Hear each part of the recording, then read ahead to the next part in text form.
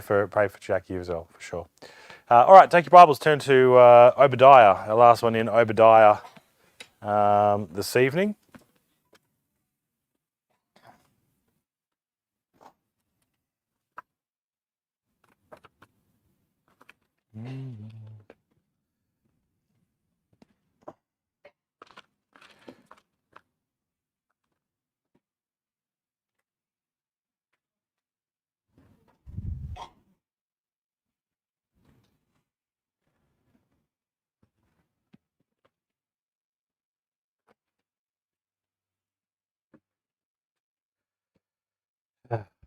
Okay.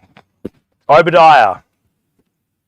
And I'm not going to read the whole chapter. We'll just read verses 17 through 21. But upon Mount Zion shall be deliverance, and there shall be holiness, and the house of Jacob shall possess their possessions. And the house of Jacob shall be a fire, and the house of Joseph a flame, and the house of Esau for stubble, and they shall kindle in them and devour them. And there shall not be any remaining of the house of Esau, for the Lord hath spoken it. And they of the south shall possess the mount of Esau, and they of the plain of the Philistines, and they shall possess the fields of Ephraim and the fields of Samaria, and Benjamin shall possess Gilead. And the captivity of this host of the children of Israel shall possess that of the Canaanites, even unto Zarephath, and the captivity of Jerusalem, which is in Sepharad, shall possess the cities of the south. And saviours shall come up on Mount Zion to judge the mount of Esau, and the kingdom shall be the Lord's. Obadiah, the last little bit of Obadiah. Before I give you my notes here, just the last chance out of Obadiah for any feedback, thoughts, or comments out of Obadiah over the last little bit. It's only one chapter. Sort of got most of the thoughts over it. We're just doing the last little part, but I just thought I'd ask this evening if you got something, any verses that you've looked at, thought about, contemplated. It's fine. Ben.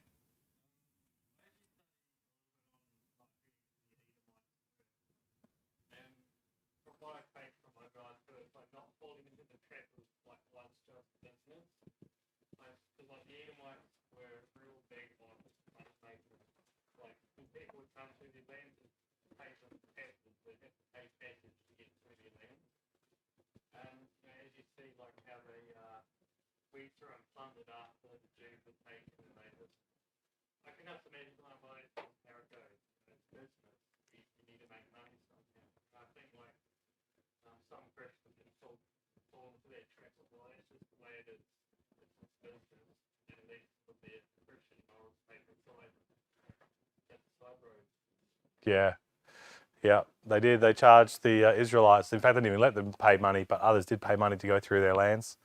They wanted the stuff here with the Babylonians. Yeah. We'll mention him a little bit more. Last opportunity. Anybody else? Blue. Yeah, in verse 21. And saviours. Yes, saviours. I found that interesting. Yeah. And saviour, the saviour, and saviours shall come. Yeah. How many saviours? Well, it's like the judges. There's judges, plural, and they were all, God used the judges, but ultimately there is one judge that's coming. It was actually down on my things to go back and study that I noticed that exact same thing, and I never did, because as soon as I asked that question, I think I had that same question. Yeah, and my preliminary thoughts on that would remind me of the judges, but there are saviors, but one savior. There are the sons of God, but one son of God.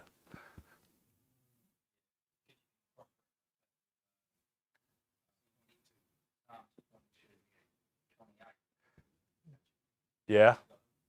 Psalm 22, which is the...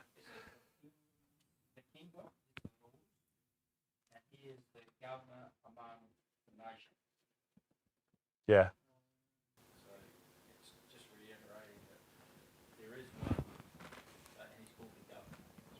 Yeah. I have a question for you. What is one of the promises in the Bible that gets you through a cloudy day? I don't know if you've ever thought about that, but promises in the Bible that are a blessing to you, that are cherished to you, that give you strength when the clouds come or when things get dark. All right, so yeah, Proverbs chapter 3 there. Yeah. Yep. Any other? I know I'm throwing it on you just in the minute and in the moment. But what promises in the Bible give you strength in dark times, or any times really? One is he'll never leave us or forsake us. Yeah. No matter what we do or go through, he is there and he knows we're going through. We know there's a lot of them that are coming. And he may seem he leaves us, but he's actually picking us up and carrying us. Yeah. The old footprints. Yeah.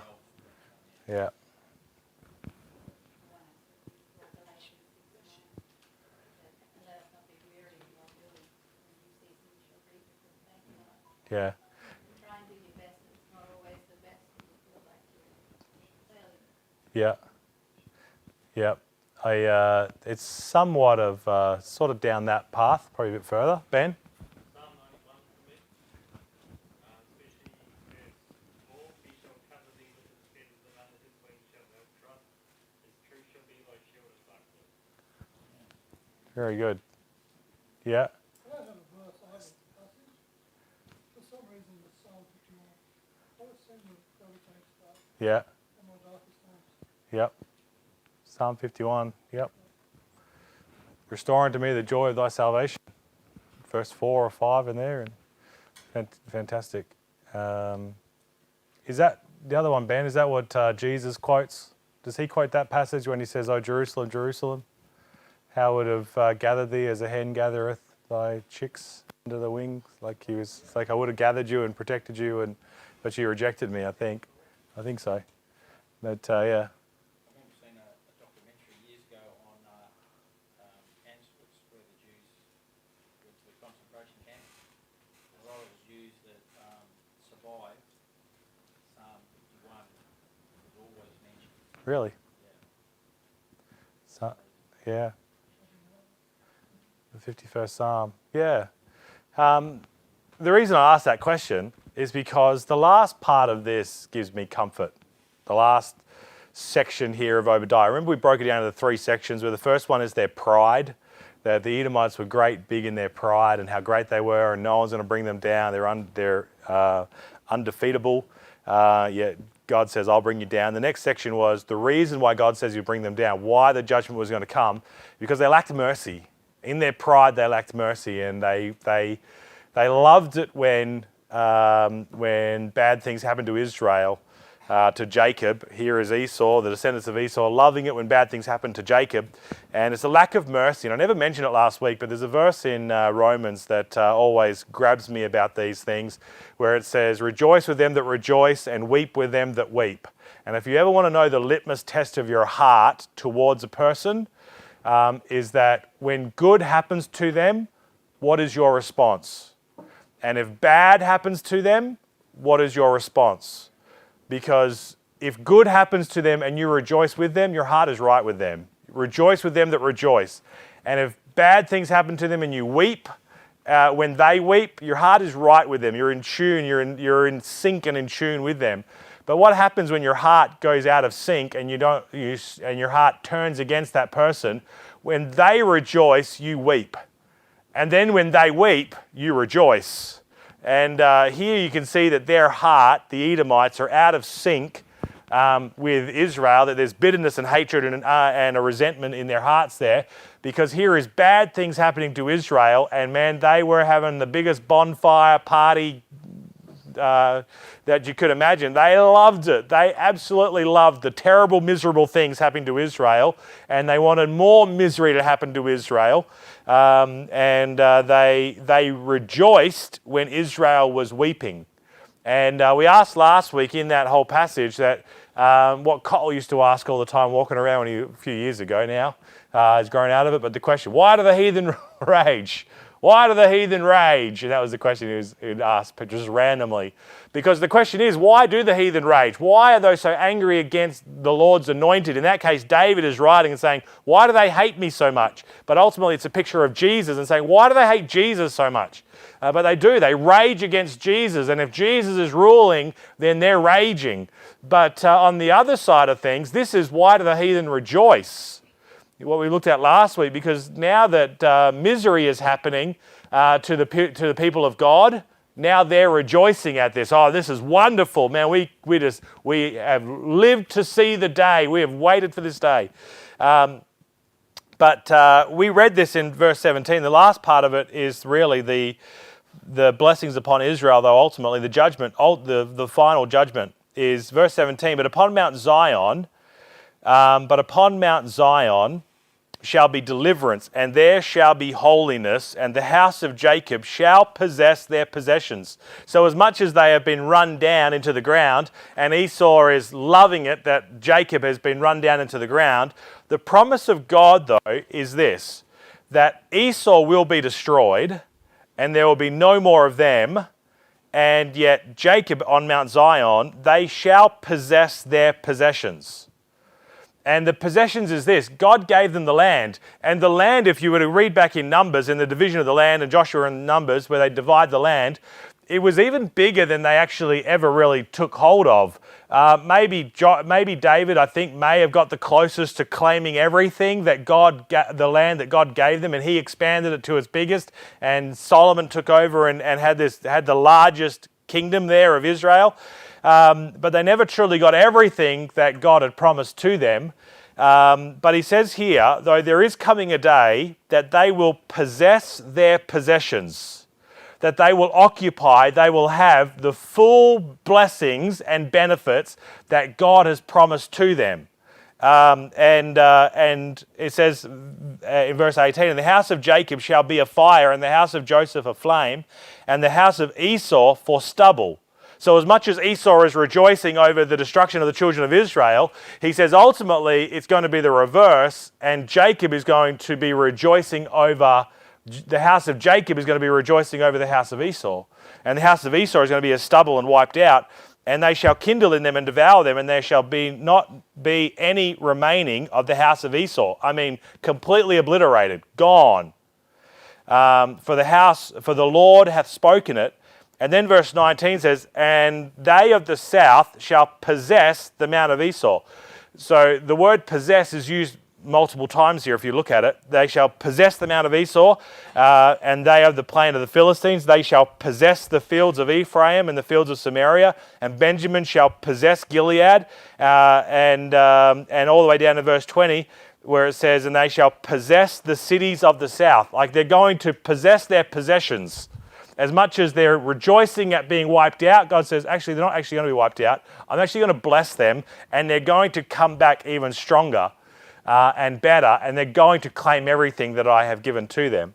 And if you look at that in our world today, there is the nations, and there is the heathen, and there is those that want to wipe out God and the children of God and the people of God.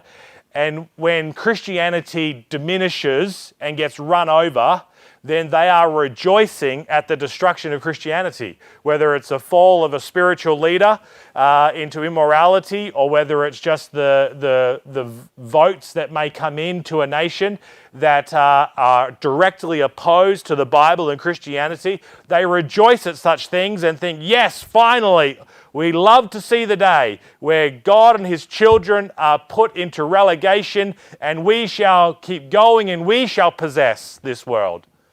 But ultimately, the Bible tells us that it doesn't matter how weak the children of God become and how strong it may appear that the enemies become, that ultimately in the end, that the meek shall inherit the earth, that the treasures of the wicked are laid up for the righteous, that all of the things that they are trying to do, and they may rejoice at the destruction of Christianity or the breakdown of Christianity, but ultimately the promises of God stand sure that God will right things, and the end is always going to be in our favor. and to serve God, he will come out in the end victorious. And though the devil may win battles before the ultimate win of God, ultimately the last battle is God is triumphant. And I say that because sometimes the clouds can come in and gets dark in life, and you think, man, is there no hope here? Could you imagine Israel on that day where they looked around again at Jerusalem and destroyed by Babylonians, and the destruction of the temple and destruction of the city, and you think, man, is there just destruction because of sin of them and for different reasons, and how the clouds may have been over them? And yet you think of Jeremiah in this day, and you think of Ezekiel in this day, that both of those men prophesied again about the good things in amongst the misery that was happening to Israel. They prophesied, do you know what? There is still a brighter day coming. No matter how dark this day is, God yet promises a day without clouds and a day without the sorrow and the sadness and the sickness and everything else. There is a brighter day coming, and we sing that song, don't we? About a brighter day. And that's what I read this and think, you know what? It ends again, just like every other one. As much as there is sin and much as the wicked rejoice, ultimately it's short-lived. And as much as Esau's boasting over Jacob, ultimately it's the house of Jacob that wins the day. And God will set things right. And I love that. It's actually great encouragement through the darkest of days to know, you know what? There is a day and there is coming that God will set things right. And we will, as Christians, possess our possessions. We will get the New Jerusalem. We will get that city. Just a quick question. I only just now was just reading over again while you were preaching. It's like the two mountains are mentioned. It's talking about the Mount of Esau, but then it finishes off talking about the Mount of Zion. Yeah. Verse 17, like talking about all the stuff that's going on Mount Esau, and then it says like, and all this terrible stuff that's going to take place to Esau, but then it says, but upon Mount Zion there shall be deliverance. So it's almost like he's comparing like the two mountains, you know? Yeah. That the two different people live on. Yeah. And it's going to end very well for Mount Zion, but it's going to end very badly for Mount Esau. Yep. Yeah. And those mountains in the Bible are pictures of authority and dominion. Like kings are on mountains and things like that. So he's, They would have been able to see each other, like see the mountains from either. probably because they're basically on the other side of the Dead Sea, is where they are. So maybe it's before Galileo's day. I don't know if they got the telescope out, but on a clear day, maybe. I mean, it's not as far as you'd think. It's probably maybe it is from here to Cottesloe sort of distance, maybe. So maybe. All right, we're going to go to prayer in just a minute.